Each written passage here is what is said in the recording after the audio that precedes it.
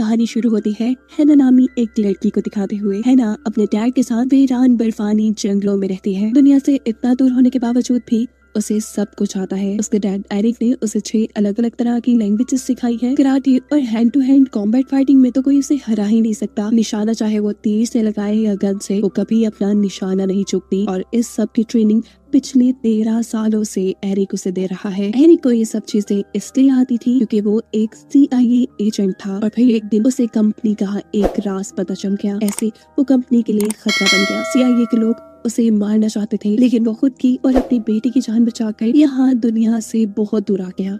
रात में जब बहरे हैना को म्यूजिक के बारे में पढ़ा रहा था तो तब हैना उसे कहती है कि मैं उसे खुद अपने कानों से सुनना चाहती हूँ, मैं बाहर दुनिया में जाना चाहती हूँ। जिसके जवाब में एरिक कहता है, तुम जानती हो ना कि बाहर की दुनिया तुम्हारे लिए सेफ नहीं। हैना कहती है, नहीं डैड, मुझे नहीं लगता। मुझे लगता है कि मैं दुनिया में जाने के लिए तैयार हूँ। मैं अब हर मुश्किल का सामना करने के लिए तैयार हूँ। उसकी ये बात कहते ही एरिक एक गड्ढा खोलकर एक डिवाइस उसके सामने लेके आता है। वो इस डिवाइस को हैना के सामने रखता है और कहता है, इस स्विच को दबाते ही CIA को हमारी लोकेशन का पता चल जाएगा, लेकिन इस स्विच को सोच समझ कर दबाना। इसको दबाने के बाद तुम्हारे पास पीछे आने के सभी रास्ते बंद हो जाएंगे और उस टाइम पर तुम्हें हर हाल में CIA की एजेंट मेरिसा को मारना होगा, जो तुम्हें और मुझे मारना चाहती है। एरिक की सारी बातें करते हुए ही हैना बगैर डरे उस स्विच को दबा देती है। CIA को फौरन उनकी लोकेशन का पता चल जाता है और अब CIA की एजेंट मेरिसा एक मीटिंग बुलाती है। वो मीटिंग में सबको बताती है कि एरिक का पता चल चुका है।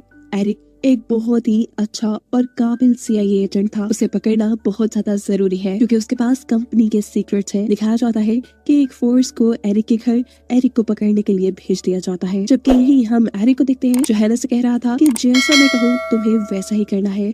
अब हम मर्लिन में मिलेंगे और तुम भी मरने ना होगी। ये कहते ही वो तो यहाँ से जा चुका था, लेकिन अब चारों तरफ से हैना के घर को पुलिस ने घेर लिया था। जैसे ही 2 पुलिस वाले अंदर आते हैं, हैना एक ही मिनट में दोनों को वहाँ पर मार गिराती है। लेकिन फिर बाकी फोर्स हैना को पकड़कर CIA के हेडक्वार्टर्स ले आती है। यहाँ पर सबसे पहले एक ऑफिसर उसे इंटेरोगेट करने के लिए आता है, जिससे वो बात नहीं करती और कहती है कि मैं सिर्फ मेरिसा से बात करूंगी। ये सुनते ही अब एक और लड़की इस रूम के अंदर आई थी। तकरीबन वो मेरिसा जैसी दिख रही थी, जो हैना से कहती है, बोलो मैं ही मेरिसा हूँ। अब हैना इस एजेंट से काफी सारे सवाल करती है, ये कंफर्म करने के लिए कि वो एजेंट मेरिसा है भी या नहीं। ये एजेंट हैना के सभी सवालों के सही जवाब दे रही थी, जो कि उसके माइक्रोफोन्स के जरिए मेरिसा उसे सारे सवालों के जवाब दे रही थी। जैसे ही हैना को ये बात कंफर्म हो जाती है कि वो मेरिसा ही है, तो वो उससे गले लग के रोने लग जाती है। ऐसे में बाहर जो एजेंट्स थे हैना पर नजर रखे हुए, उन्हें खतरा महसूस होता है और वो लोग हैना को बेहोश करने के लिए एक इंजेक्शन लेकर अंदर पड़ते हैं। जैसे ही वो अंदर आते हैं, हैना बड़ी ही आसानी से उन दोनों एजेंट से लड़ते हुए उन्हें गिरा देती है। उसे गन लेते ही